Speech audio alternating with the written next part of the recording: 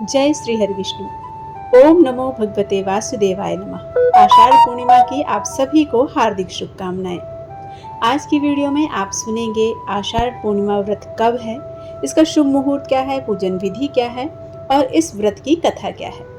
Video में आगे बढ़ने से पहले आपसे रिक्वेस्ट है कि वीडियो पसंद आता है तो इसे लाइक, शेयर और सब्सक्राइब करना बिल्कुल ना भूलें। आइए अब जानते हैं वर्ष 2026 में आषाढ़ पूर्णिमा कब है। तो 2026 में आषाढ़ पूर्णिमा 29 जुलाई को है, यानी बुधवार के दिन आषाढ़ पूर्णिमा मनाई जाएगी। पूर्णिमा तिथि 28 जुलाई 2026 को शाम 6:18 पर शुरू होगी और 29 जुलाई 2026 को रात्रि 8:05 पर समाप्त होगी। इस दिन सत्यनारायण भगवान की पूजा, गुरु पूजन और चंद्रोदय पर अर्घ्य का विधान है। शुभ मुहूर्त के बारे में जान लेते हैं। तो पूर्णिमा तिथि प्रारंभ हो रही है 28 जुलाई 2026 शाम 6:18 पर। पूर्णिमा तिथि का समापन होगा 29 जुलाई 2026 रात्रि 8:05 पर। पूजा का श्रेष्ठ समय होगा प्रातःकाल 5:51 से सुबह के 9:47 तक। चंद्रोदय का समय होगा शाम 7:21 पर। इसी समय आपको चंद्रमा को अर्घ्य देना है और पूर्णिमा का व्रत संपन्न होता है अर्घ्य समर्पण के बाद ही। अब जानते हैं पूजा विधि। स्नान और संकल्प किस प्रकार से लेना है। तो सबसे पहले सुबह जल्दी उठकर पवित्र नदी या घर के पानी में गंगा जल मिलाकर स्नान करें और व्रत का संकल्प लें। भगवान विष्णु की पूजा करें। घर के ईशान कोण यानी उत्तर पूर्व या पूर्व दिशा में एक चौकी पर पीला कपड़ा बिछाकर भगवान विष्णु, माता लक्ष्मी की मूर्ति स्थापित करें। भगवान को पीले फूल, अक्षत, रोली, पंचामृत और तुलसी दल के साथ भोग समर्पित करें। इसके बाद आप सत्यनारायण व्रत की कथा पढ़ें और इस दिन पूर्णिमा है तो पूर्णिमा की कथा भी जरूर सुनें। इस दिन गुरु पूर्णिमा है तो गुरु का पूजन अवश्य करें। आपने जिन गुरु से दीक्षा ली होगी उनका पूजन करें। इस दिन महर्षि वेद व्यास का स्मरण करके अपने गुरुओं की पूजा करें और उनके चरण धोकर आशीर्वाद लें। शाम के समय यानी संध्या काल में चंद्रोदय के समय चंद्रमा को अर्घ्य समर्पित करें और अंत में प्रसाद वितरित करें और स्वयं भी ग्रहण करें। आइए अब सुनते हैं आषाढ़ पूर्णिमा व्रत कथा।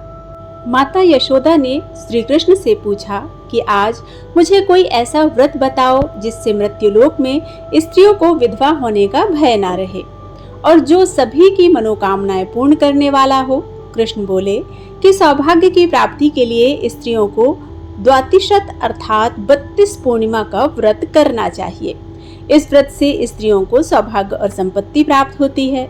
यह व्रत अचल सौभाग्य देने वाला होता है और भगवान शिव के प्रति भक्ति बढ़ाने वाला होता है। यशोदा जी ने पूछा कि सर्वप्रथम मृत्युलोक में यह व्रत किसने किया था, उसे विस्तार पूर्वक मुझे बताने की कृपा करें माधव। कृष्ण बोले, राजा चंद्रहास द्वारा पालित अनेक रत्नों से परिपूर्ण कातिका नाम की एक नगरी थी। वहां धनेश्वर नाम का एक ब्राह्मण अत्यंत सुशील और रूपवती पत्नी के साथ प्रेम पूर्वक रहता था। उनके घर में धन धान्य की कोई कमी नहीं थी। उन्हें सिर्फ निसंतान होने का दुख था। एक दिन उस नगरी में एक महान तपस्वी आए।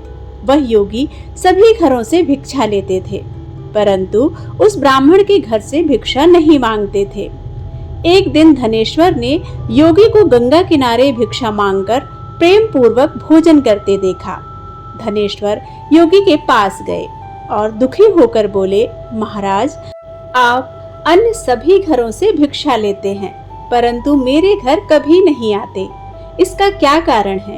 योगी ने कहा, ब्राह्मण, निसंतान के घर का अन्न ग्रहण करना मेरे धर्म के विरुद्ध है।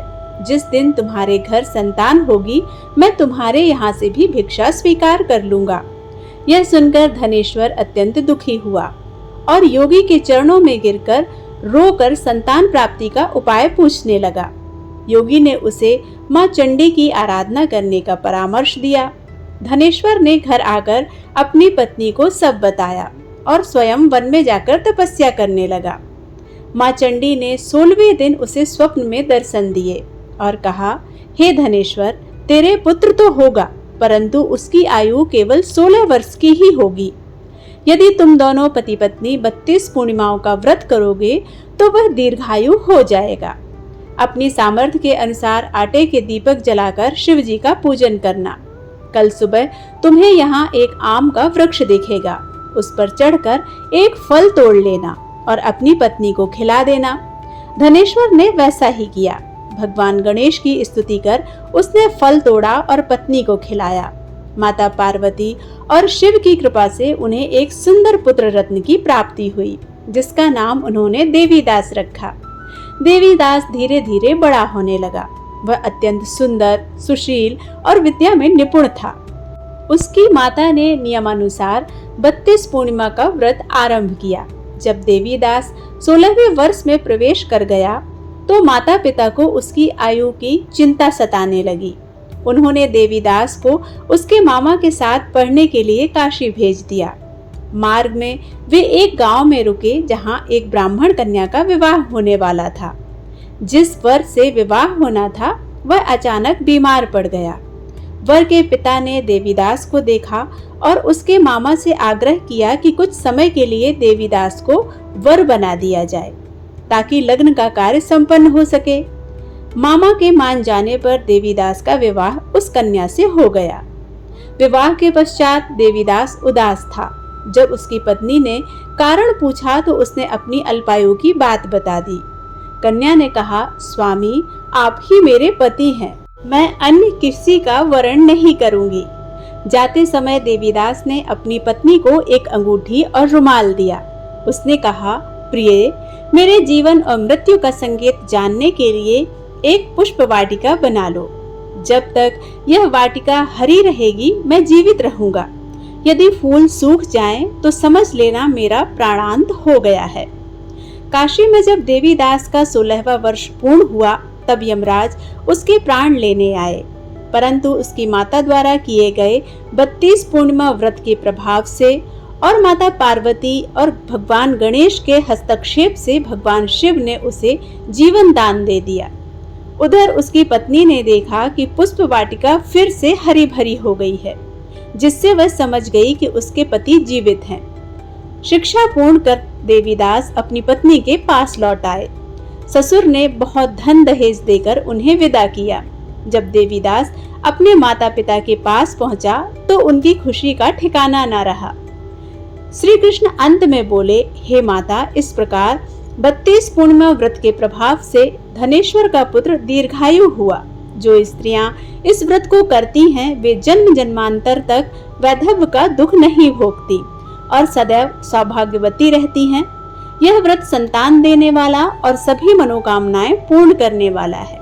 तो यह थी पूर्णिमा व्रत कथा।